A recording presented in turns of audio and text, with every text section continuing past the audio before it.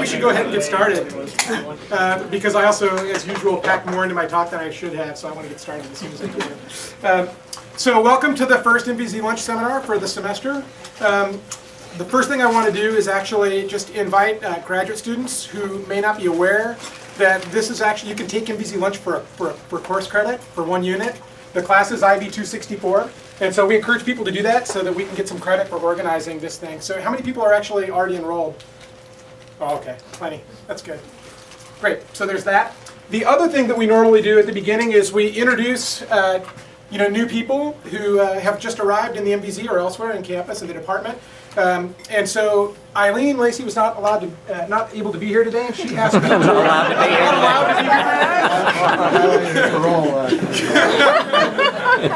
That's right. Her parole officer wouldn't allow her to.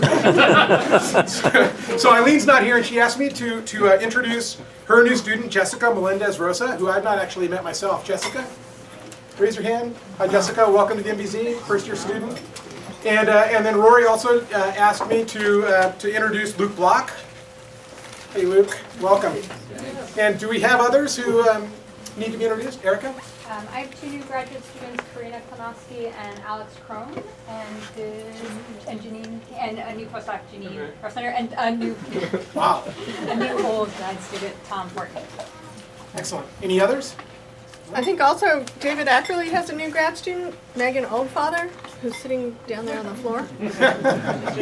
There's got to be a chair in the next room that you can drag in here. Yeah. Any others? Introductions? Yep. Ladies first. I've got 1 new grad student here, Susan Kennedy. Hi, Susan.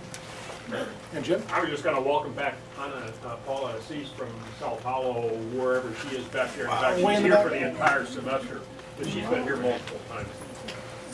Excellent. Welcome, everyone. It's great. So the next order of business is to just mention other biologically oriented talks that are going to be happening around campus during the next week. So the first one that I'll mention is actually for next week. It's Fossil Coffee because it's held on Tuesday.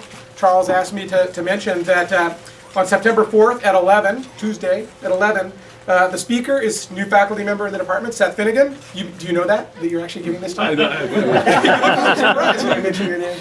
And Seth is going to be speaking on climate change and extinction in the Paleozoic and beyond.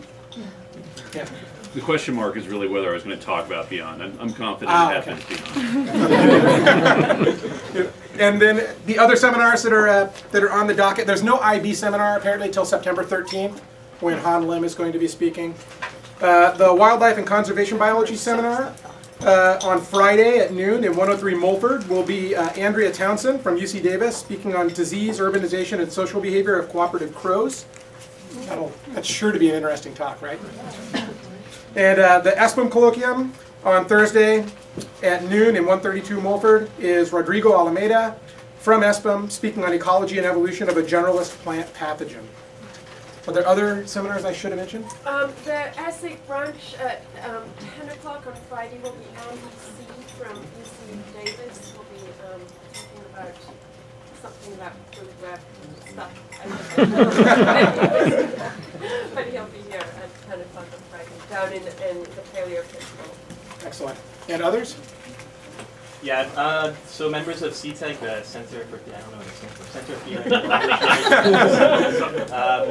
we're beginning a joint meeting with MVZ, and so we'd like to invite any MVZ members to attend that. It'll be next Tuesday in this library at 10:30, I believe. But just it'll try to cover the whole spectrum from field biology to sequencing to multisystem. Wow. Please come. Cool. Sounds good. And Ellen? And EcoLunch will be back running a week from Monday. So I invite people to come to EcoLunch. A week from Monday, we'll have a couple of grad students speaking. I'll be sending that announcement out on Eco mail list. All righty, any others? All right, I guess we can get on to the main event then. So today's speaker needs no introduction because he wants to get started with this talk immediately. So that's me, Jim McGuire. I'm in the MVZ. I'm a curator of herpetology. For the next year, hopefully, I'm the acting director of the MVZ. So you'll see me standing at the front of the room for the rest of the term. And then I'm a faculty member at IB. For those of you who don't know me. So today I'm going to talk about flying lizards and the biogeography of the Indonesian island of Sulawesi. And I thought a little bit about how I wanted to introduce this topic, and I decided to do it in a way that's actually pretty embarrassing for myself. Rory and I talked about this yesterday.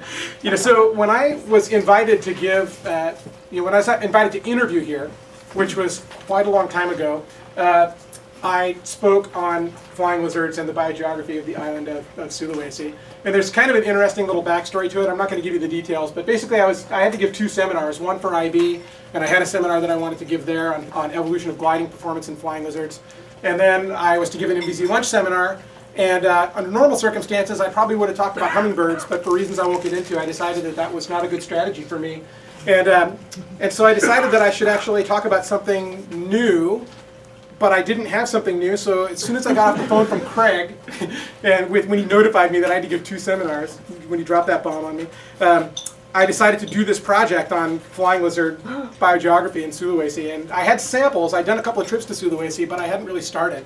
And so in the month that I had between when I got the call and when I came here to give my talk, I collected all the data and analyzed it and made this talk. And then I came here hoping I wouldn't embarrass myself. And fortunately, things worked out pretty well. But the fact of the matter is, when I did that talk, I didn't have that much data. And that's my excuse for presenting a talk on the same topic like 10 years later. Right? So at the time, my data set included 13 Sulawesi localities, I think 20 localities total. I sequenced like 46 individual lizards. That also tells you something about what was expected, in a talk at that time period and where things are now. So hopefully, after all these years, when I give this presentation, I won't embarrass myself further. So before I get started with the actual, with the meat of the talk, I do want to introduce some key collaborators. There are a bunch of people who've been involved in this project, and they'll be listed on the acknowledgement slide at the end. But these are people who've been really, instrumental and key players in the project from the beginning. Ben Evans, who's a professor at McMaster University in Canada. Rafe Brown, who's a professor at Kansas. And Joko Iskandar, the world's expert on Indonesian herpetology, who's at the Bandung Institute of Technology. And then these 2 key players, Ibu Yani and Pak Yatna, are really the key people on the logistics side and the permitting side. They're big players in conservation biology in Indonesia, and definitely kept the dream alive for me as I tried to maintain a field program in Indonesia, which is actually pretty difficult to do. Some of you may know about this. So the island that I'm going to be talking about today is Sulawesi. Here's Sulawesi, which is in Southeast Asia. Some people may not know about Sulawesi. Often when I talk to students, like prospective students, and I tell them about some of my research and I work on biogeography of this island, Sulawesi, I get the sense that they don't have any sense of the scale of Sulawesi. Like Sulawesi could just as well be like, a Channel Island or something. But Sulawesi is actually a major island in Southeast Asia, as I'll show you in a moment. And it sits here off the coast of Borneo in a region that's termed Wallacea. So these are just some vital statistics. Sulawesi is it's a tropical island, right? So it resides between 2 degrees north and 6 degrees south latitude. It's the 11th largest island in the world. So Sulawesi is 177,600 square kilometers in area, which makes it larger than Java. Now you may know that Java has 125 million people on it, right? So we're talking about a large island here. There are only 17 million people living on Sulawesi, but usually when I tell people that I work on this island and there are 17 million people there, they then realize, okay, this is not like a small land area. We're talking about a fairly major, part of the world. And Sulawesi has tremendous topographical relief. There are vast areas of Sulawesi that are over 1,000 meters in elevation. And there are 20 summits that are greater than 2,500 meters in elevation and 6 summits that are above 3,000 meters. So there's lots of topographical relief on Sulawesi, which of course can result in speciation, provide ecological opportunity for speciation.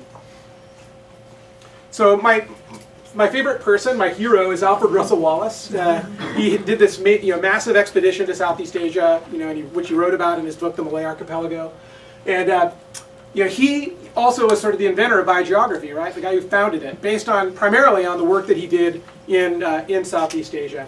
And he wrote a book called Island Life, one of many books that he wrote. And in that book, he talked about Sulawesi in particular. And he has this really nice quote where he says that there's no other example on the globe of an island so closely surrounded by other islands on every side, yet preserving such a marked individuality in its forms of life. So he wrote that in 1880 in Island Life about Sulawesi. So of course, the obvious question then is, why would Sulawesi have this characteristic? Why would its biota be so unusual relative to other islands of the world? Well, one obvious explanation is that Sulawesi is a deep water island. It's an island that's never been in contact with any other mainland area. So for its entire history, it's been isolated. And everything that occurs on Sulawesi got there by overwater dispersal. So this map shows the extent of the Sunda Shelf here and the Sahul Shelf here during the last glacial maximum. So when sea levels are lower during glacial maxima, large parts of Southeast Asia and also the Australian and New Guinean area are exposed, but that area never comes in contact with Sulawesi. So here's Sulawesi again. You can see that there's a deep channel here. And even though it got pretty close here, within about 20 kilometers or so, there's a fast current in here, and this is thousands of feet deep. So Sulawesi is surrounded on all sides by deep water. And this line just shows Wallace's line, the famous Wallace line. And this is Lydekkers' line. Each of these lines follows the contours of the adjacent continental shelf. So one explanation for Sulawesi's highly unique biota is the fact that the island has been isolated for its entire history, and everything that got there by overwater dispersal, and many of the things that are there have been there for a long time. Right? Now, not surprisingly, when you have an island that's entirely inhabited by taxa that arrive by overwater dispersal, it's a fairly depauperate fauna. Right? So it's a tropical island with a lot of diversity, but relative to the adjacent Sunda Shelf, the diversity is much lower. So this is just a list showing 79 Bornean amphibian and reptile genera, not species, but genera that are not found on Sulawesi. So that 20-kilometer gap there, during the last glacial maximum was a sufficient gap to keep more than half of the taxa that occur on adjacent Borneo from being able to arrive on Sulawesi, or at least to arrive on Sulawesi and establish a viable population. So the actual total number of Sulawesi herp genera is 64. The number of genera on Borneo is around 140. And so a lot of that diversity has just never made the hop. And many of these genera are comprised of large numbers of species, so big assemblages of species. And that aspect of the Southeast Asian biota is just not represented on Sulawesi. Of course, if you have this sort of depauperate fauna that arrive by overwater dispersal, you can also imagine that there's going to be a high degree of endemism among those lineages that did make the jump. And so these are some examples of classic Sulawesi showcase endemics. And so this is the tarsier. There's actually an assemblage of tarsiers that occur on Sulawesi and on some of its satellite islands. This is an Ainoa, which is a dwarf buffalo. There are a few species of these on Sulawesi. These are examples of Sulawesi black-crested macaque monkeys in endemic assemblage. This is Sulawesi red-knobbed hornbill. There are a few hornbill species and lots of other bird species that are endemic to Sulawesi. This is an example of one of the taxa that didn't come from the Sunda Shelf, but from the direction of the Sahul Shelf. This is a monotreme. It's called the bear couscous. And then this is probably the most famous of all the Sulawesi endemics, which is, what did I say, monotreme? For some reason, monotreme sounds better though, don't you think? Yeah. Sorry, a marsupial. I did actually know that. And this is the babirusa, or pig deer. That's the local name. The name babirusa refers to it as a pig deer, which is a pretty funky animal. It's a naked pig with these tusks that grow out of the top of the head. And it's known to be a fairly archaic suid. Now, I'm a herpetologist, so I care more about the herps that are endemic to Sulawesi. And these are some examples of species that are either undescribed. I've not been very good at describing the new species we've discovered on Sulawesi. I've described some of them, but there's lots of them sitting on shelves still. Or other species that my colleagues have recently discovered just from Sulawesi, just attesting to the fact that there's a high degree of endemism among the herpetofauna as well, and lots of new things that are being discovered with each expedition to the island. Now, I think it's been appreciated since the time of Wallace that there's a high degree of endemism on Sulawesi. And I think it's becoming, just in the last decade or so, I think people are beginning to realize that in addition to a high degree of endemism, there's also a high degree of in situ diversification that's happened on this island. And this is actually the topic that I find more interesting, right? The more sort of relevant and exciting topic to explore from a biogeography standpoint. And there are a number of studies that have been undertaken, but most of them have been fairly sparse in terms of sampling and in terms of the data that have actually been collected. And I would say that the best examples of studies of terrestrial biota have involved these taxa. The black-crested macaque monkeys, which still, I think, essentially represent the standard paradigm for Sulawesi biogeography, the tarsiers, and limnonecti spanged frogs. And I'll tell you a little bit about these these taxa sort of one by one, and why I think they're interesting, but also where the sort of the limitations are in terms of what they're able to tell us at this stage about Sulawesi biogeography. So we'll start with the macaques, and I'm also going to throw in Bufo-celebensis here. So the macaques were really the first taxon that were shown to be comprised of multiple species on the island, and this map shows in sort of grayscale color coding here the distributions of 7 or 8 species of macaques that are associated with Sulawesi or Buton and Cabana Islands here. And you can see that their distribution looks sort of like pieces in a jigsaw puzzle, right? We've got parapatrically distributed species that meet at contact points or potentially meet at contact points around the island, but you don't find multiple species in sympatry with one another. And this sort of pattern has been used to define areas of endemism on Sulawesi. And Ben Evans did that work, actually, and one of my collaborators. And Ben then also added the Bufo-celebensis data set, where he was asking whether or not the toads would show a similar pattern of diversification on Sulawesi as he saw with the monkeys. And what he found was that more or less they did, right? And he wrote a really nice paper on this that was published in Evolution a number of years ago that was titled Monkeys and Toads Define Areas of Endemism on Sulawesi. And so what you see here is Sulawesi again with the monkey species boundaries reflected on here. And then the color coding reflects genetic clades of Bufo-celebensis. And you can see that there's a high degree of congruence between them, but it's not entirely congruent. There are points where monkey genetic boundaries don't exactly match the monkey, Bufo genetic boundaries don't exactly match the monkey species boundaries. So that's all well and good. Now when you actually look at the monkeys from a molecular genetic standpoint, the story falls apart a little bit, in my opinion. So this is an example of a mitochondrial tree for macaques, and you can see that multiple species on the island actually are paraphyletic or polyphyletic on the island. And there's not a lot of support for these individual morphospecies. And this could be the result of admixture and other processes, but we just haven't explored it far enough yet to really know.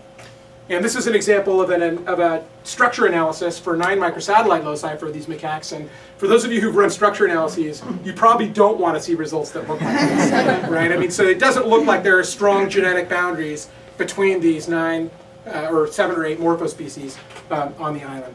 It's pretty good support for Mora here, but not much for the others, suggesting a lot of admixture between the lineages. Now, the second group that I want to talk about are the Tarsiers. So we know that there are a bunch of species of Tarsiers, and somebody like Myron Schickel might tell you that there are as many as 16 Tarsier species associated with Sulawesi and its satellite islands, which is pretty darn cool, right? Yet we don't have a lot of data spanning the entire island. So this is the best available phylogeographic data set for Tarsiers. You can see it's based on 230 base pairs of mitochondrial DNA for 27 individuals, which is not sufficient for a study of Sulawesi biogeography. It's a starting point for sure, but it's definitely, it's going to be difficult for them to sample Tarsiers, I think, densely enough to be able to take this much further beyond what they've already, well, they can obviously take it much further, but as far as they need to go, I would say. That said, the best study that's been undertaken, I would say, for any taxon on Sulawesi regarding a hybrid zone was actually a study that's published on Tarsiers. This is by Merker et al. It was published in PNAS in 2009, and they show a species contact zone along the Palu Koro Fault, which is sort of, well, you can't see it, but it's sort of in the crotch of Sulawesi up here. And they show a really rapid transition between these two lineages. There's some admixture between them, but they're acoustically differentiated, morphologically differentiated, genetically differentiated across that zone. So that's a really nice study, but it's for one contact zone on Sulawesi. We need studies like that across every contact zone, in my opinion. Now, and then the final group I'll talk about is the group that I think is perhaps the most interesting from the standpoint of Sulawesi biogeography. So these are limnonectes fanged frogs. They're called fanged frogs because males have great big odontoid processes on their jaws that look, they're not teeth, but they look like fangs, right? Great big long processes. We don't really know what they do with them. They might be fighting with them, but we don't really see them fighting with them. It's a little odd. Now this is an assemblage where there's tons of diversity, hidden diversity, and it's essentially taxonomic chaos, because it's such a challenging group from a taxonomic standpoint. So we're looking at an assemblage here that I think is comprised of probably 30 species. And there's 4 named species so far. 4 names. And the species range in size from, as adults, from an inch long to a kilogram. Right? So they're huge, and you can find 5 species in sympatry, yet there are 4 names that have been associated with these things. And there are taxonomic challenges that I don't want to get into, but that's the difficulty. And they also have a lot of reproductive biology variation that's really interesting. So, most of your typical frog just sort of mates in the water, right, in a pond or in a stream. Female releases eggs, male fertilizes them, and they hatch into tadpoles. They metamorph into froglets, and eventually they grow up into adult frogs. In this assemblage, we see that life history strategy, but we also see some pretty unusual, by frog standard, strategies, alternative strategies that are used. So, for example, this is Limnonectes erythuni, where the males guard egg clutches on land, like in moss or in soil. And this is another species that's undescribed, which guards eggs on leaves over water. And then we have another species, this one, which we call larvipar, doesn't have a name yet. This one gives birth to live tadpoles, so it has internal fertilization, gives birth to live tadpoles.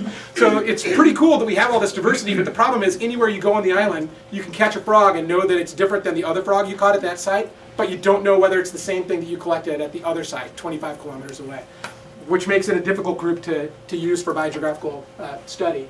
And so this is the most recent paper published by Iqbal Sadiati, who was a graduate student of Ben Evans, and I'm a co-author on this paper as well. This is a big collaborative effort. And it shows an analysis of nearly 700 Limnonectes from Sulawesi, and for 2 loci, so a mitochondrial marker and RAG1 for all these individuals. And you see that there's tons of structure, and this sort of lays out the 13 species that Ben Evans and Iqbal identified on the basis of that analysis, although I think that's an underestimate. So so I think that this is the most exciting group from a biogeography standpoint, but it's also the most difficult group to work with. So in the future, I intend to keep working with Limnonectes, but it's a challenge to use Limnonectes as a model to test, say, the monkey toad areas of endemism hypothesis for Sulawesi biogeography. At this stage, down the road, we'll be able to do that, I think. So. I'm really interested in testing whether these areas of endemism, exemplified primarily by monkeys and toads, to determine whether that's a consistent feature of Sulawesi biogeography. We have so few studies to hang our hat on at this stage that it's unclear how consistent that pattern is beyond monkeys and toads. And so the first step is what I'm going to do is show you some data for Draco, asking whether or not those sorts of patterns are consistent with whether Draco patterns are consistent with these sorts of patterns. And I'm also, of course, interested in understanding whether or not there's a general underlying mechanism that might drive diversification, assuming that there are congruent patterns across multiple taxa. So our general approach is this comparative approach, of course. You don't want to do this with just one taxon. And I've already shown you some results for bufo and for macaques and for Limnonectes. And we've already published a paper on polypidates, which turns out to not be that interesting. But the thing that I'm going to tell you about today is Draco. So these are flying lizards. This is an example of Draco spilinotus from the northern peninsula of Sulawesi here. And this is the taxon for which we have the best sampling, and I think it provides the best opportunity at this stage to try to get a real handle on the biogeographical processes associated with diversification on Sulawesi. So of course, the key question is what the underlying mechanisms might be driving speciation. And in the case of Sulawesi, the first thing to look to, in my opinion, is the complex tectonic history of the island. So you look at an island like this, which has been likened to a K or a drunken spider in the literature. You don't see islands that are shaped like this under normal circumstances. You see something that's shaped like that, and you know that there's likely to be a complex geology that's underlying that sort of shape. And so what we know is that Sulawesi is actually a composite island. So it's comprised of multiple paleo islands that all sort of came together and merged, beginning about 10 million years ago and ending about 3.5 or 3 to 5 million years ago, and through a fairly complex process. And I'll show you an example of what the latest reconstruction is, an animated reconstruction of the last 30 million years, to give you a sense of how complicated this pattern is. And then, of course, the obvious question is, did diversification start on the paleo islands? And can that explain some of these areas of endemism and such that we see on Sulawesi today? So this is an animation. It's taken from Robert Hall's group. We're really lucky to have some geologists who actually are interested in biogeography as well, who have been studying the geology of Southeast Asia, which is one of the most complicated regions in the world from a geological standpoint. And they care enough to actually be concerned about land and sea, the history of land and sea during that time interval. Whereas most geologists, for those of you who've looked at geological data before in support of your biogeographical studies, you might have noticed that many geologists don't really care whether the island was above water or below water. That's pretty important for us, and these guys actually care about it. So this animation is drawn from their work, and it shows a really complicated sort of mechanism and something that's new, actually. So the prior hypothesis was quite different than the one that they just generated last year in a paper in Nature. So this, to orient you, we're starting at 30 million years. We're going to go from 30 million years to the present. And so this is Borneo. It still looks like Borneo there. And here we see the central core and southwest peninsula of Sulawesi as it stood at the time. Still a deep channel in there, but part of this tectonic plate. Here we see the northern peninsula of Sulawesi. And here we see pieces and parts that wind up accreting with one another during this complicated process of island accretion here. So we'll watch this go.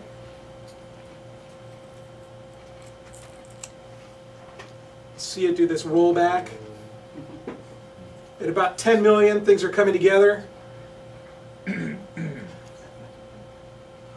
finally, they lock together. It's easy to imagine that if we went another 10 million years in the future, Sulawesi is definitely not going to be one island, right? It's going to be pieces again that are separated from one another. But for the moment, it's a common island. And so the obvious question is whether or not that sort of complicated tectonics can actually explain some of the biogeographical patterns that we see for Sulawesi. So here's our map again of Sulawesi, and I'm going to draw on this map the Paleo Island boundaries and also some important tectonic boundaries like fault lines and such that have been documented for Sulawesi, some of which correspond to the Paleo Island boundary margins and some of which don't.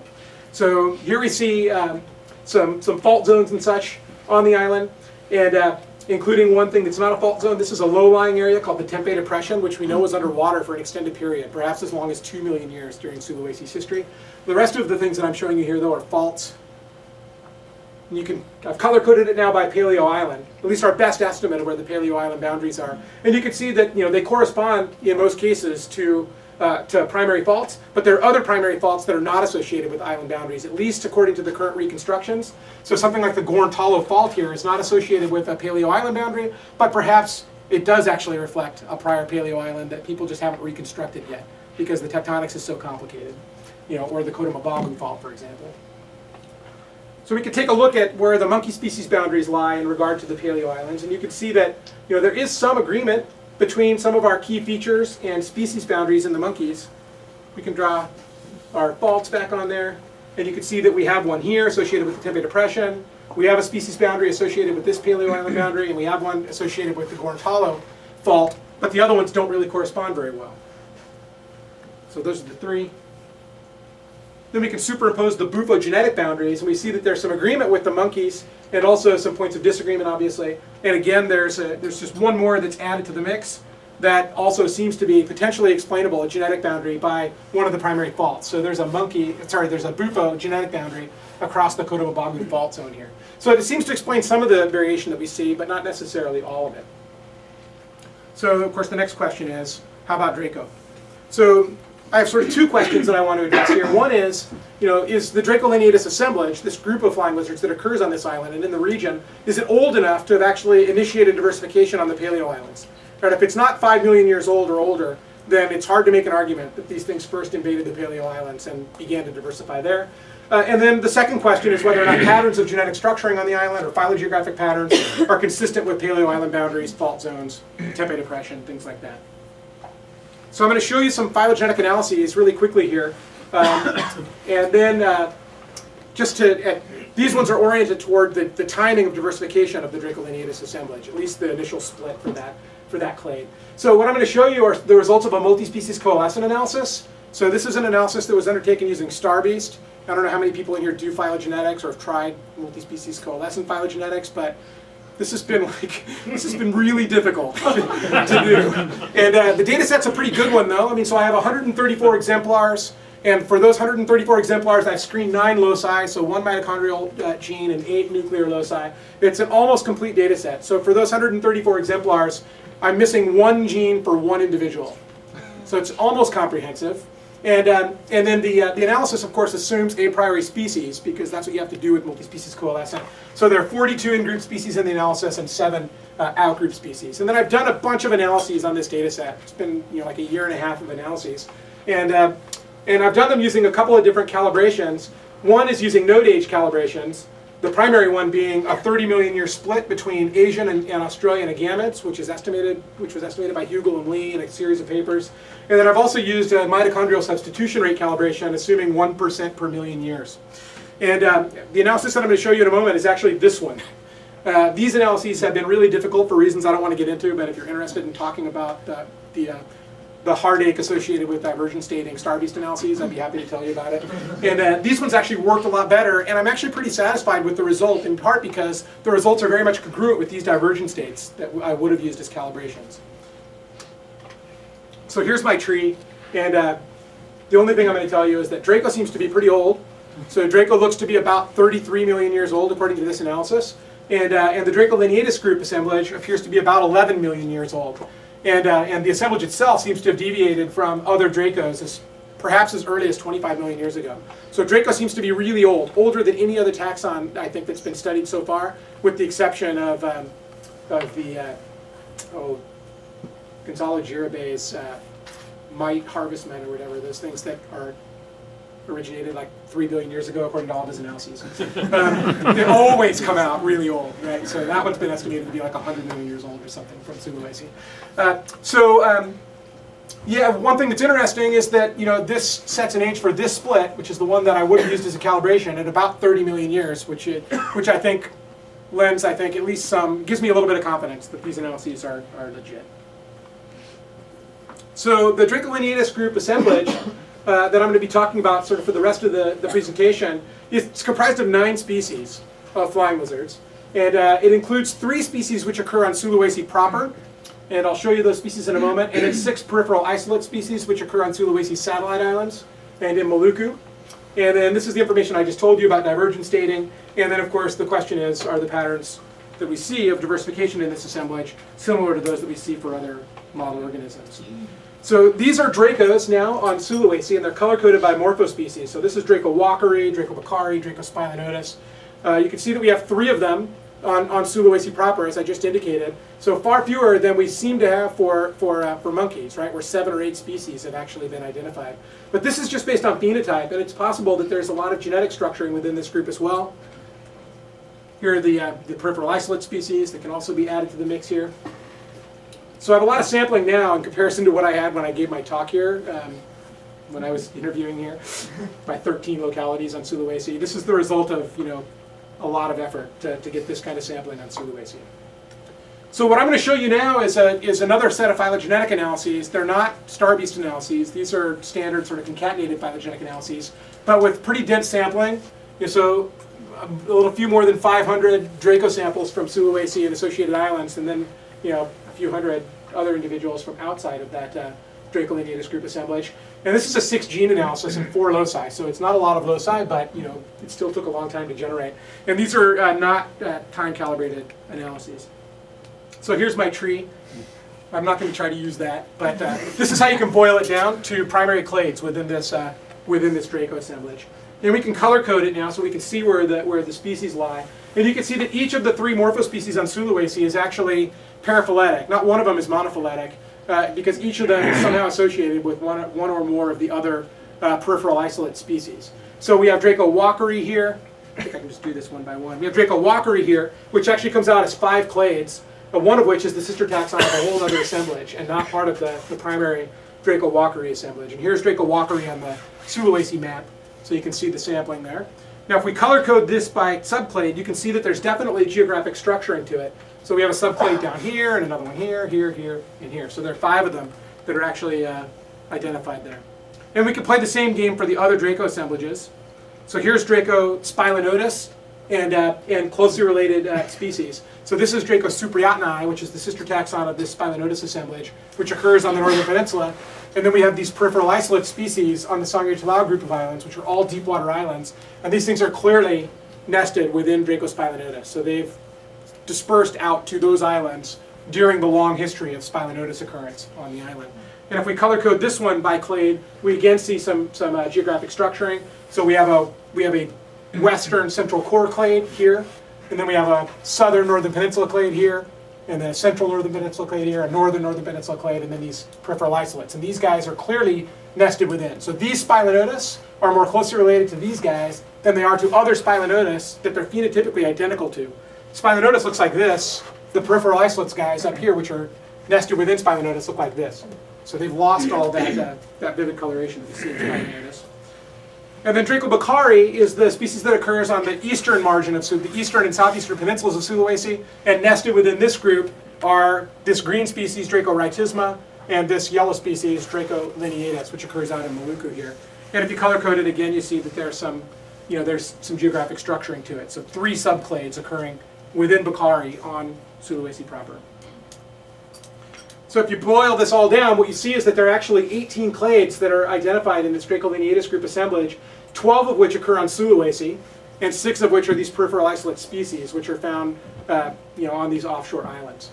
So there's a lot more genetic structuring within this assemblage than the phenotypic variation would lead you to believe. So how do we interpret this? Well, the first thing that I'll do is I'll just sort of outline where I think the primary boundaries are, and we can sort of compare those to what we saw with monkeys and toads. So this is sort of my honest assessment of the either barriers or points where we lack enough information to know where the barrier would be among these various assemblages. But it looks like there are about a dozen, or so genetic boundaries occurring within Sulawesi, some of which occur within species and some of which occur between species, as you can see here. And some of these correlate well with our tectonic features. So we have a break across the Tempe Depression here. We have a really nice one following this fault zone that follows these 2 paleo islands. Another one at the base of the Northern Peninsula, another one at Gorontalo, which we find over and over again in various taxa, and then a potential one here. So some of the variation seems to be consistent with what we've seen with other taxa and with the tectonic history, and some of the splits are not explainable easily on the basis of what we know about the tectonics at this region. So they require more explanation. I don't know where that explanation will come from, maybe from ecological information. Maybe we would actually see interesting patterns here if we had like GIS modeling using veg layers, soil layers, that sort of thing. It's really hard to say. But before I get too far with that and start talking about cryptic species and such, I have to point out that I really have my doubts about whether or not these data can really tell us whether or not what we're looking at here are real cryptic lineages, real species boundaries between these assemblages. I have no doubt that there are species boundaries between the morphologically divergent lineages. The question is, are there 5 cryptic species of Draco walkeri? Are there 4 cryptic species of Draco spilenotus? Are there 3 cryptic species of Draco beccari? The mitochondrial data, primarily, it's 4 genes, but it's mostly, 4 loci. It's mostly mitochondrial data that are driving those patterns. They would suggest that there are these cryptic lineages, but I'm not necessarily convinced that these things are telling me something about ongoing gene flow, right? And one of the reasons why is this study. Actually, I had this idea before I saw this study, but when I just couldn't believe that across the Gorontalo Depression, where there's a 10.8% mitochondrial split in Draco spilenotus, that these things weren't sharing genes. I mean, they look identical. There's no habitat barrier. They must be interacting with one another, but the mitochondrial data says they're not. I just didn't trust the mitochondrial data to really be telling me what's an honest assessment of what's happening in the nuclear genome. Right? So I didn't trust the mitochondrial data to reflect contemporary demographic processes, migration, that sort of thing. And a really excellent example of this, which was well documented, is this study by Ogden and Thorpe, which was published in 2002 on Anolis roquette, which occurs on Martinique Island in the Lesser Antilles. And it turns out that Martinique Island, like Sulawesi, is a composite island. So it's actually formed from 2 islands that merged. And at that point where the 2 islands meet, there's a mitochondrial break in Anolis roquette, which is something on the order of 10.6% a mitochondrial break there.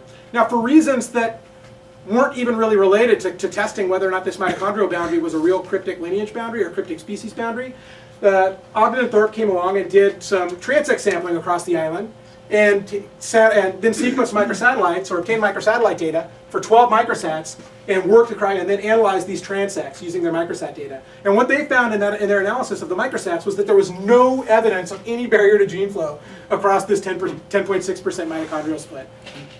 And so, the take-home message for me from reading this study was, This could be happening in any system where we're relying on mitochondrial data, but I thought maybe it's also, happening with these Sulawesi Dracos. So I think we really need a more direct nuclear assessment in order to evaluate whether or not these are really potentially cryptic lineage boundaries whenever the data are primarily mitochondrial. So we decided to try to do this. It's taken a while.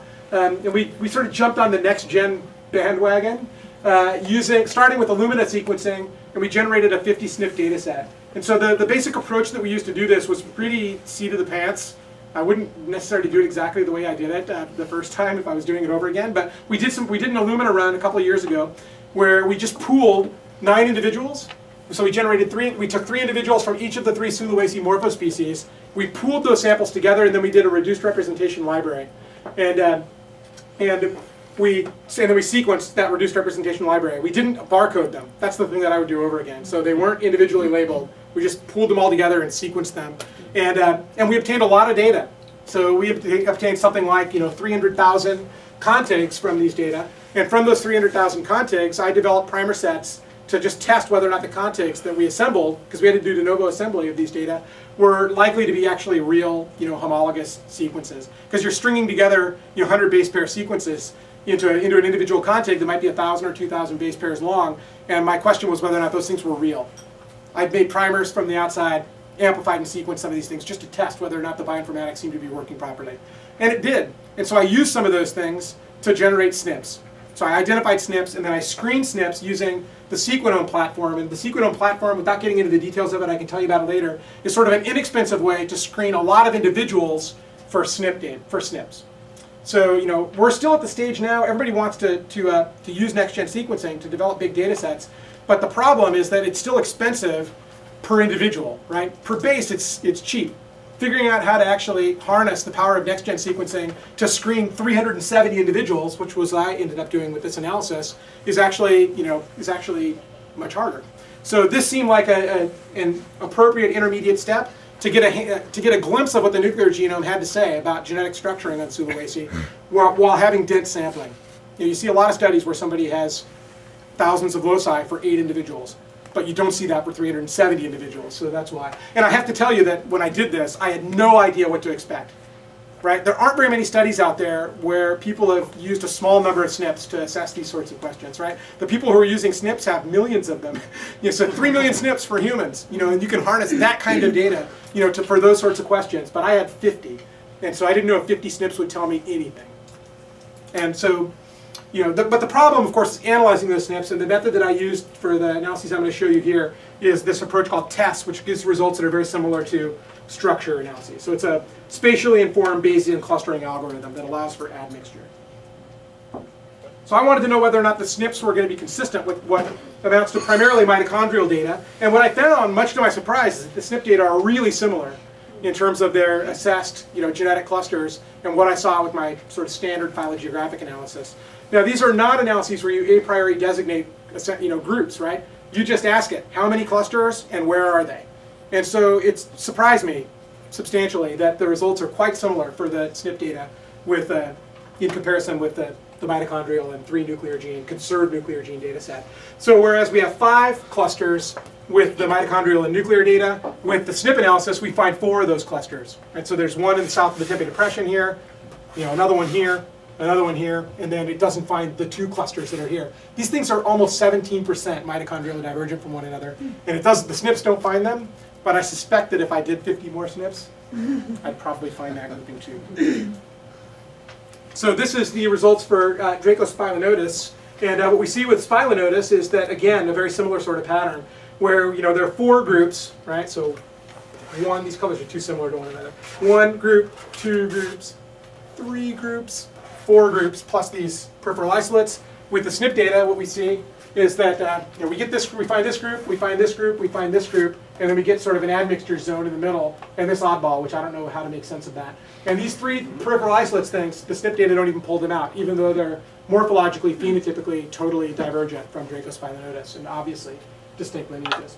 But so pretty similar, right? Obviously some evidence of admixture, but quite similar. And then with the Draco-Bakari group, we see something similar, where we have 3 groups according to the mitochondrial and 3 nuclear gene data set, and we see 2 groups with the SNP data set.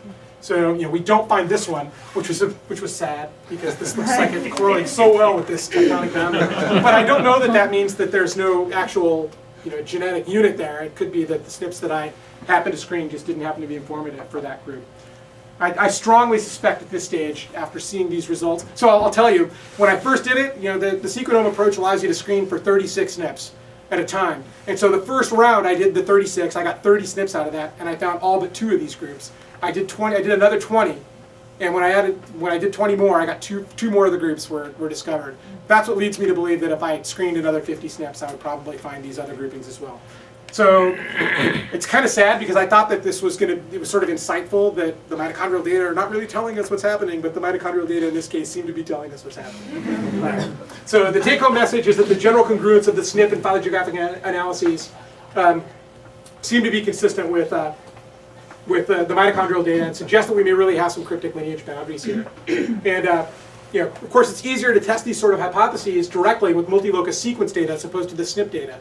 The SNP data are amenable to these sorts of clustering analyses and such, but not very amenable to the demographic analyses that I think are really relevant if you're trying to look at lineage boundaries. So if you really want to know what the migration rates are and timing of divergence and such, it'd be better to have sequences to work with instead of SNPs. And that's where we want to go in the future, and that's what this bait capture thing is all about. And I'll tell you a little bit about bait capture just at the end. So since I have 6 minutes, I don't really have 6 minutes, I'm going to tell you a little bit about a sort of a sideline study here that I also undertook with the SNP data. So I'm really interested in these species contact zones, and whether or not it's between cryptic lineages or between non-cryptic lineages. And this is a hybrid zone, the one hybrid zone in all of Draco that I'm actually aware of. And so it occurs between Draco walkeri and Draco bakari at the base of the southeastern peninsula here. And what this is showing, this is what the test results look like. And so what you see is that within the primary range of Draco walkeri, there's no signature of admixture at all between walkeri and bakari. Between the primary range of bakari, outside of the box, there's no signature of admixture between these two species. And in this blue box, this is where the zone of admixture is. And you can see that there appears to be a fairly rapid turnover between lineages. These things are organized from west to east. So you can see that there's definitely admixture at this zone of contact, which is not a surprise because you can tell based on phenotype that these things are actually, at least some of them are actually hybrids. And if you look across the top here, what you see are the mitochondrial haplotypes. And so in this zone, in the pure walkeri zone, they have walkeri mitochondrial haplotypes. In the pure bakari zone, they have bakari mitochondrial haplotypes. And in the admixture zone, these guys that seem to be primarily walkeri, that primarily walkeri nuclear genotypes are actually carrying walkeri haplotypes, mitochondrial haplotypes. And out in this zone, which is primarily bakari, you see a mixture of bakari mitochondrial haplotypes and walkeri mitochondrial haplotypes. So that's interesting, I think. We can look closely at what's happening. This is the actual contact zone. It's not here in this area that had just been logged. It's in fact along this ridge line right here. And so when you go there to this site, you wouldn't necessarily expect that it was going to be a hybrid zone. It's not like an obvious ecotone or something like that. They just meet there. And that's where, so potentially this is sort of a tension zone happening between these lineages. And if we sort of home in on it, we can see that the actual point of turnover is pretty narrow, right? So this is, a 4 kilometer, bar here. Out in this zone, we have primarily walkeri genotypes, and in this zone, we have primarily bakari genotypes. And there's a turnover over the course of about, 100 or 200 feet, where it goes primarily bakari, from primarily bakari to primarily walkeri, right there in the zone of contact. And if you look at the sampling, it looks more like that. That's 3 trips worth of sampling. Not 3 trips where I spent the whole time at that site, but 3 different expeditions, each time spending some significant amount of time there to try to shoot these Dracos out of trees with a blowgun, right? So it's maybe not the best study system for a hybrid study, but I'm still interested because it's the only one for Draco. And I'm really interested in whether or not some of these color features can pass through these hybrid zones and such. So here's what the individuals look like again. So here's walkeri, and here's bakari. You can see they differ in terms of their patagial color pattern, but they also differ in their dewlap. Like, that's a dramatic difference. And this is what one of the intermediates from right in the hybrid zone looks like. So that's how I knew there was a hybrid zone there, when I started sampling individuals that look like that, intermediate ones. All right, so that's my hybrid zone. Obviously, I'd like to do something with real sequence data so that I could do more sophisticated analyses of that zone, but at least I have a sense of what's happening at that place now, beyond what I could have learned just from the mitochondrial data, from those SNPs. So future directions, the SNP data set I'd say is a poor substitute for a large multi-locus sequence data set, as I just said. And fortunately, there are alternatives that are coming online now that will allow us to use multi-locus sequence data with large numbers of loci for large numbers of individuals. And one approach, one that's been being developed actively now in the MBZ, is this bait capture approach. And the bait capture approach, just really simply, is you use PCR products as bait to capture individual genes from individuals. So if you barcode individuals, you attach the PCR products to beads, magnetic beads, you wash your genomic samples across those beads, it captures those loci, and then you can sequence them in one fell swoop and then pull them apart again using, bioinformatically. So we've done this actually, and it actually works. So this is an example of a preliminary data set, a pilot data set that we used for a grant proposal recently. So these are 8 individuals. They've been screened for 49 genes, 35,000 base pairs. Of those 49 genes, 47 of them we had complete data for the 8 individuals. So the method actually works pretty well. And so I think the day is coming soon when we'll be able to use bait capture methods and other methods to sequence lots of sequencing genes where we can do the sorts of analyses that we're really interested in doing. And I think that rather than, I need to do more sampling and I want to do downstream things with it. But I think at that point I'll stop, acknowledge the thousands of people who've helped with this project, and finish up by showing embarrassing pictures of them. All right, that's it. If you have any questions by the time,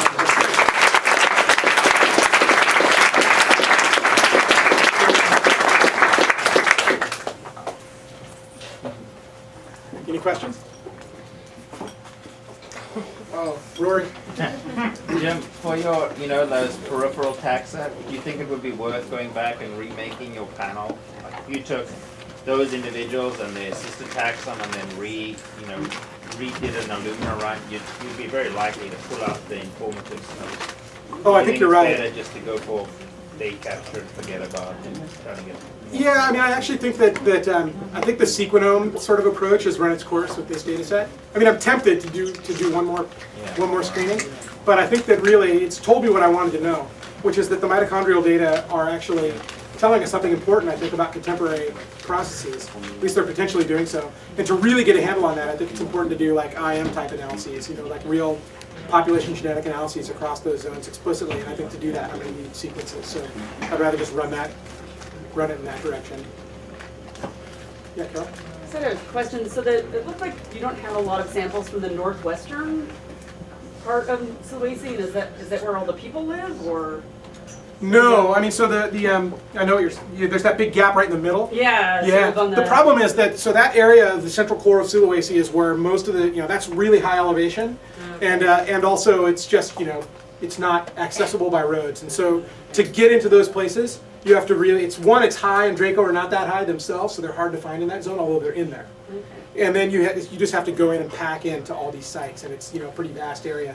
So ultimately, I plan to do that, to sample that area, but it's just not been possible thus far. I mean, I've done tons of road work transect sampling around Sulawesi.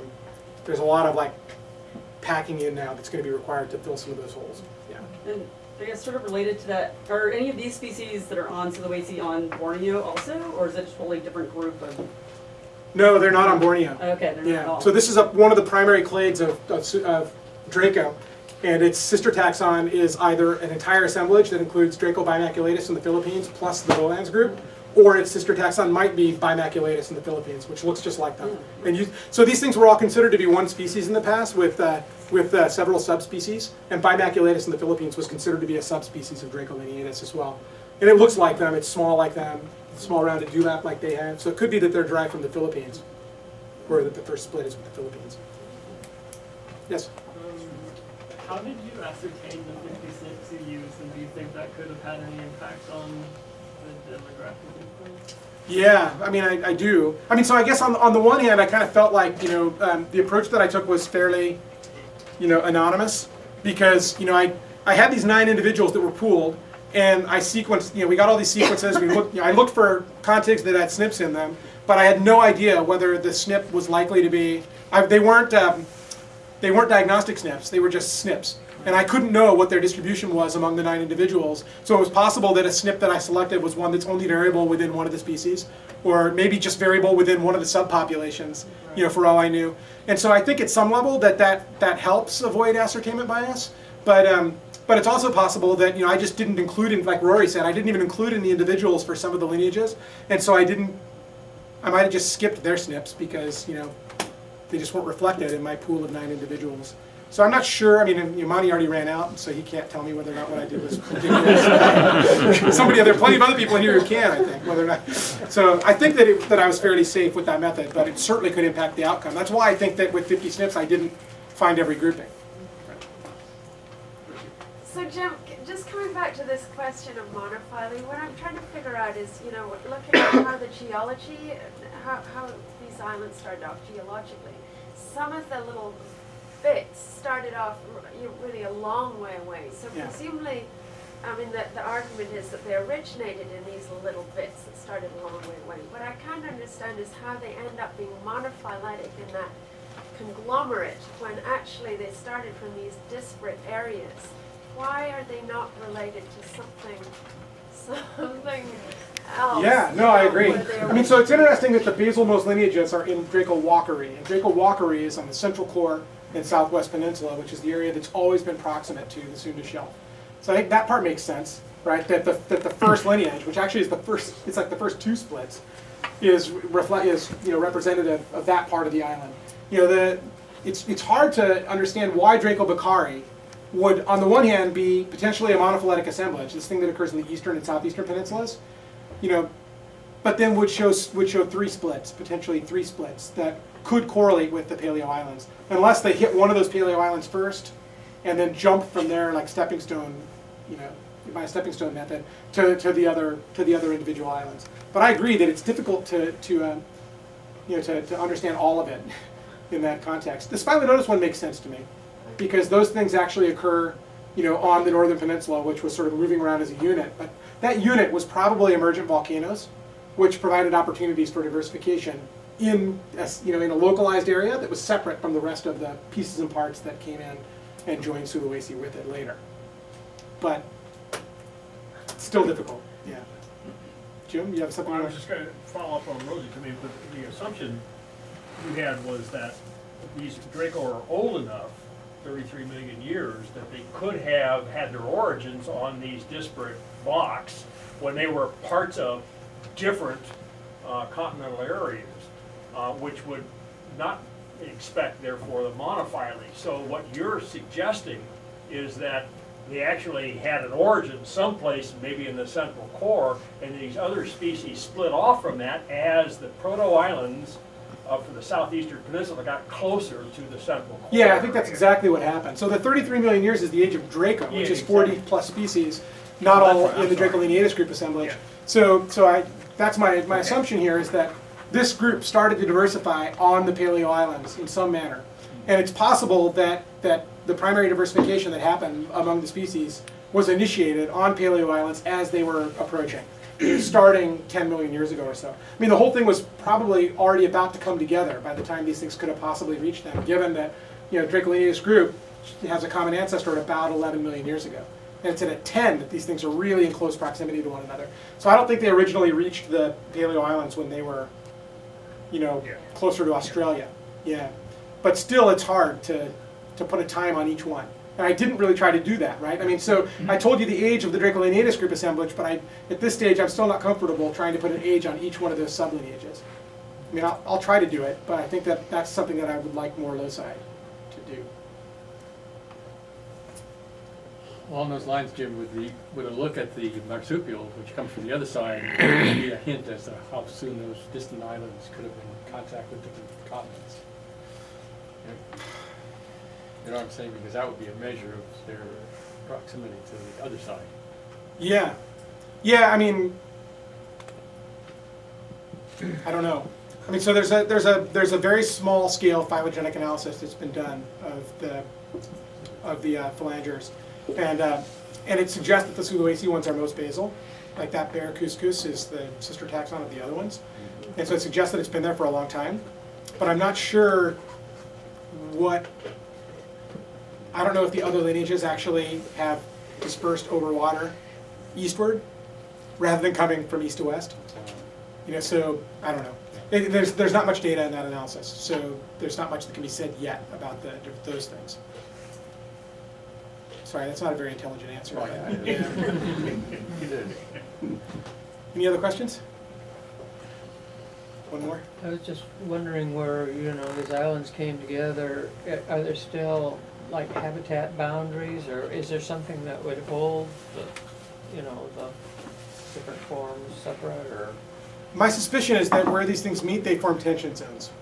Like, I think that they're probably they're probably producing hybrids that are at a disadvantage, and they just lock into these places. So I suspect that when you see, where the Bufo celebensis genetic boundary occurs north of the base of the northern peninsula, whereas the monkey boundary is pretty closely approximating the Paleo Island boundary. And it's possible that the original Bufo boundary was in the same place as the monkey boundary, and it's just sort of drifting, and maybe it becomes, it stops in a density trough. That's the theory behind the tension zones. And that kind of thing could explain why we see disagreements between where the species boundaries are at the base of the southeastern and eastern peninsulas, for example. They don't match the Paleo Islands, but they might be in a density trough. So I didn't mention that the base of the southeastern peninsula is it's ultra basic soil there.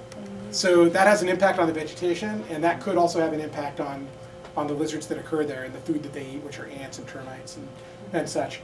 So there are those sorts of complications that might actually be key factors in this. So you need to take an ecologist with you next time.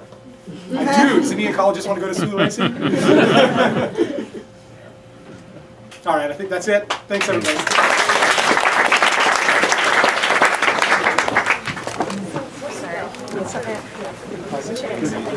Sorry.